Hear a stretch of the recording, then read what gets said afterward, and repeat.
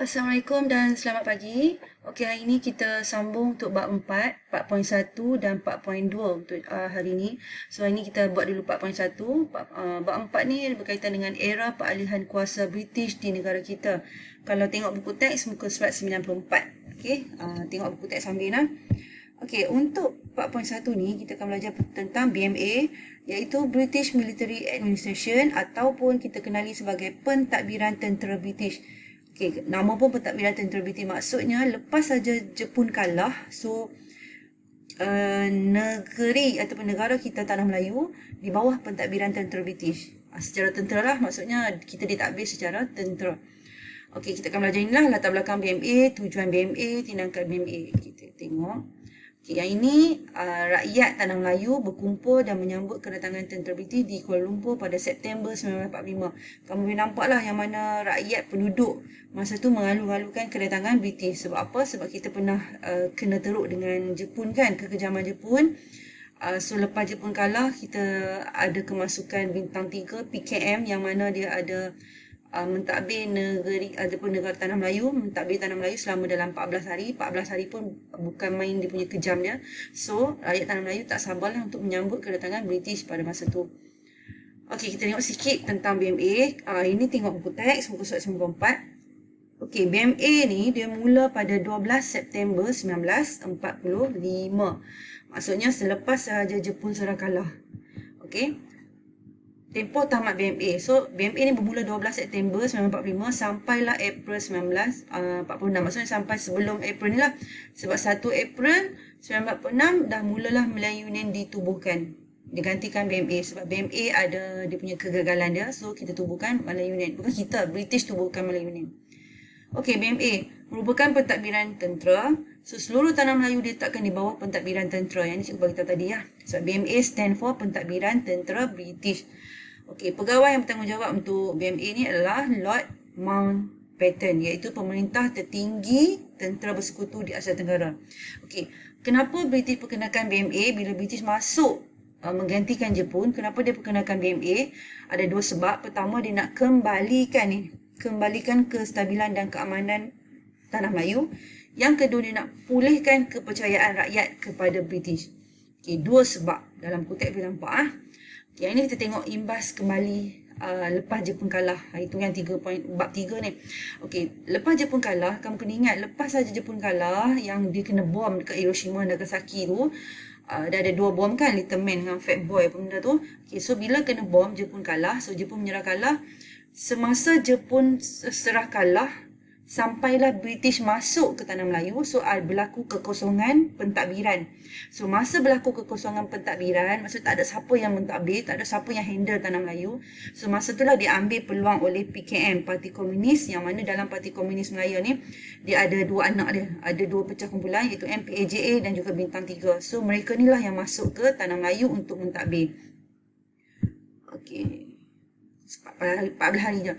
Okey, keganasan PKM, MPAJA ataupun Bintang 3 dia sama je lah. PKM, MPAJA, Bintang 3 ni lebih kurang sama je. Kebanyakannya ahlinya orang Cina lah. Okey, mereka buat kekejaman. Okey, apa mereka buat? Kuasai bandar. Ini ulang balik ya. Kuasai bandar dan juga daerah-daerah penting. Dia orang kuasai balai polis, pejabat pentadbiran. Dia orang buat undang-undang sendiri. Kenakan cukai. Lagi okey, kalau kat Batu Pahat ni dia orang bunuh ramailah budak-budak semua, cemarkan masjid, lagi bakar rumah tengah malam. So itu antara keganasan yang dibuat oleh PKM selama 14 hari, tapi walaupun 14 hari dia ambil pelbagai kekejaman yang dibuat. Okey, kesan daripada keganasan PKM tu dalam tempoh lebih kurang 14 hari, apa yang kesan dia adalah berlakunya ketegangan kaum. Kenapa? Sebab dalam PKM ada Cina. Kebanyakannya orang Cina. So berlakulah ketegangan kaum. Okey. Dekat Batu Pahat dan Muar ni, Kiai Saleh memimpin orang Melayu menentang PKM. Masa orang Melayu dah mulalah nak menentang PKM. Tapi dileraikanlah oleh Datuk Onn Jaafar, berjaya meleraikan pertempuran tu, yang mana dia panggil Kiai Saleh dan juga pemimpin-pemimpin Melayu ni jumpa berdepan dengan ketua PKM ni. So mereka dapat perdamaian. Tengok balik bab 3 lah. Okey, pentadbiran tentera British ditubuhkan. Okey, yang ni yang selepas habis semua PKM, mulalah BMA. Okey. Sekejap, ni dia cerita balik Bintang 3. Okey, bintang 3 pun sama lah macam PKM tadi sebab dia anak dia kan. Okey, pasukan gerila MPJA yang menentang Jepun. Okey, dia dakwa dia akan mengambil alih tentera Tanah Melayu. Okay, bertanggungjawab menyebabkan, okey, ni tak ada apa-apa ni. Ni cuma dia cerita balik tentang bintang 3. Okey, dia ni cerita sikit tentang bintang 3. Okey. Dia kata kenapa dia guna perkataan bintang 3 sebab dia simbol kepada 3 kaum. Okey, melakukan banyak kezaliman, so sama macam PKM, balas dendam terhadap tali barut Jepun. So mereka ni tak puas hati lagi lah. Yang mana yang bersekongkol dengan Jepun tu, so mereka tak puas hati lagi, so mereka nak balas dendam. Siapa yang ada geng dengan Jepun dulu, dia orang bagi mati bang. Okey, so kita masuk. Tadi BMA sikit kan, so kita imbas balik yang bab 3. So sekarang betul-betul BMA punya. Tadi kamu dah tahu BMA start pada 12 September 1945 dan dia habis pada Mac lah, Mac 1946 sebab 1 April tu dah start Malay Union. Okey, tujuan tadi cikgu dah bagi tahu ada 2 tujuan, kembalikan kestabilan dan keamanan, satu lagi memulihkan kepercayaan rakyat. Okey, ada 2 tujuan kan. Okay, laksanakan satu pentadbiran peralihan sebelum sebuah pentadbiran awan diperkenalkan. Okey, maksudnya BMA ni dia nak laksanakan satu pentadbiran. Okey, apa kejayaan BMA? Dia berjaya menghapuskan penguasaan PKM yang tadi tu selama 14 hari. Maksudnya bila saja BMA ditubuhkan, penguasaan PKM ke atas Tanah Melayu berjaya dihapuskan. Tak ada dah. Okey, dia berjaya pujuk PKM dan juga MPAJA untuk serahkan senjata. Kenapa serah senjata? Sebab masa yang dulu, British pernah bagi senjata dekat geng-geng PKM dan MPAJA. Kalau kamu ingat lagi, sebelum ni masa nak lawan dengan Jepun, masa Jepun datang, so British bersekongkol kan dengan PKM dan MPAJA. So dia bagi bantuan kewangan, bantuan senjata dekat PKM ni. So sekarang ni bila British ambil balik Tanah Melayu, so British minta balik senjata yang dia pernah bagi dekat PKM dulu. Okey. Kawal dan hentikan pergaduhan antara kaum. Ni maksudnya BMA berjaya mengawal dan juga menghentikan pergaduhan antara kaum dengan China lah masa tu. Okey, dan berjaya mewujudkan keamanan. Tegakkan undang-undang. Okey. Saya tambah lagi. Okey, untuk tujuan BMA ni kan tadi cakap ada 2 kan, mengembalikan kestabilan. Dia boleh tambah lagi ni, dan keamanan. Satu lagi memulihkan kepercayaan rakyat. Okey, mengembalikan kestabilan ni, kalau kamu perasan kat sini, BMA ingin memulihkan kestabilan dan keamanan. Yang mana macam mana cara dia nak pulihkan kestabilan keamanan Tanah Melayu, iaitu dengan pertama dia bubarkan MPAJA. MPAJA geng PKM tadi tu lah, bintang 3 tu, membubarkan MPAJA. Lepas dia bubarkan MPAJA, dia minta pulangkan semua senjata yang telah diberikan. Okey, semasa ni oleh British semasa Jepun dulu. So ini cikgu cerita tadi. Okey, sebenarnya kat sini dia tak berapa nak berjaya lah. Okey, BMA sebenarnya dia gagal mengumpulkan semula senjata. Dia gagal dapat semua senjata balik. Dan dia juga gagal untuk membantras kegiatan jenayah, keganasan, kongsi gelap dan juga masalah ketegangan kaum.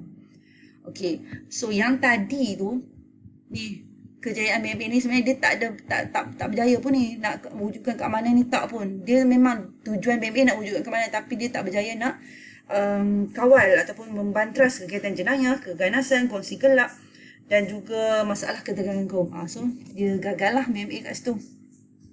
Okey, memulihkan kepercayaan rakyat. British ingin rakyat Tanah Melayu menyokong kepulangan British. Ini memanglah so bila British masuk, so British nak semua rakyat menanti-nantikan kedatangan British dan mengalu-alukan kedatangan British dan nak supaya British tu disokong.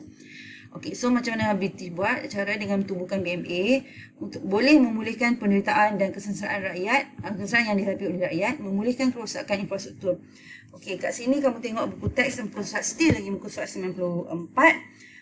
Bahagian memulihkan kepercayaan rakyat tu yang mana kalau kamu perasan kat situ, rakyat masa pemerintahan Jepun, bekalan makanan, ubat-ubatan semua susah dihadapi. Wabak penyakit, penyakit beri-beri.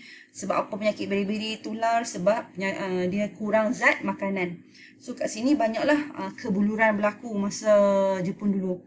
So banyak berlaku kesengsaraan. So, kat sini bila British datang, British nak pulihkan kepercayaan kepada rakyat supaya rakyat percaya British boleh buat lebih baik daripada Jepun. Maksudnya tak sengsara lah. Maksudnya boleh memulihkan penderitaan dan kesengsaraan yang dihadapi oleh rakyat tu. Tak adalah kebuluran makanan semua tu. So dia orang juga, BMA juga nak atasi masalah yang mana ada yang sorok makanan, buat amalan rasuah, peras ugut, pasar gelap, semua tu. Okay, itu tujuan utama dia. Tapi BMA ni dia tak berapa berjaya sangatlah. Dia gagal dibantras lah oleh BMA. Saya tengok sebab apa dia gagal. Okey, selain daripada semua tu, BMA juga berusaha untuk memulihkan kerosakan infrastruktur. Okey, kenapa dia gagal? Kita tengok sekejap. Okey, ni kesengsaraan semasa Jepun lah. Nampak tak banyak-banyak kesengsaraan. Bekalan makanan sukar, ubat-ubatan. Ni semua dalam buku teks dah. Tiada wang untuk beli makanan, berlaku kaitan sorok makanan, amalan rasuah. Okey. Okey, tindakan yang ambil oleh BMA dan keberkesanannya. Okey, ini tadi sama macam tadi, membubarkan MPJA. Ini cikgu dah cakap ni. Akan nampak. Okey, dia memang dia nak kembalikan kestabilan, keamanan, tapi dia gagal. Gagal kumpulkan senjata, gagal bantras kegiatan ni. Ini cikgu bagi tahu tadi. Okey, berusaha pulih. Ini pun cikgu dah bagi tahu, dia berusaha nak pulihkan kepercayaan rakyat, tapi dia gagal untuk sebab apa? Sebab BMA hadapi kesukaran nak bawa masuk jentera, alat ganti, mesin dan juga teknologi masuk ke tanah Melayu. Dia tak suka nak masuk benda tu. So bila suka nak masuk, dia susahlah. Maksud dia bila suka nak masuk jentera, alat ganti, mesin, teknologi semua ke tanah Melayu, menyebabkan sosioekonomi di tanah Melayu sukar dipulihkan. Lebih macam tu. Okey, BMA usaha pulih kepercayaan keamanan ni dah beritahu. Okey. So, secara kesimpulannya BMA ditubuhkan oleh British bila masuk ke tanah Melayu selepas kekalahan Jepun adalah dua tujuan. Dia nak kembalikan kestabilan dan keamanan. Yang kedua, memulihkan kepercayaan rakyat.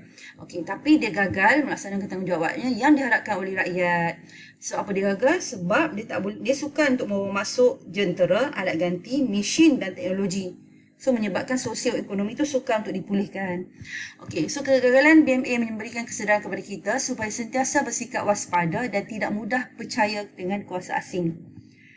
Okey, hal ini jelas berlaku bila BMA gagal melaksanakan tugasnya ketika penduduk tempatan mengharapkan bantuan. Okey, so maksudnya kat sini, masa British datang tu, kita memang betul-betul harapkan bantuan daripada British untuk pulihkan keadaan tanah Melayu.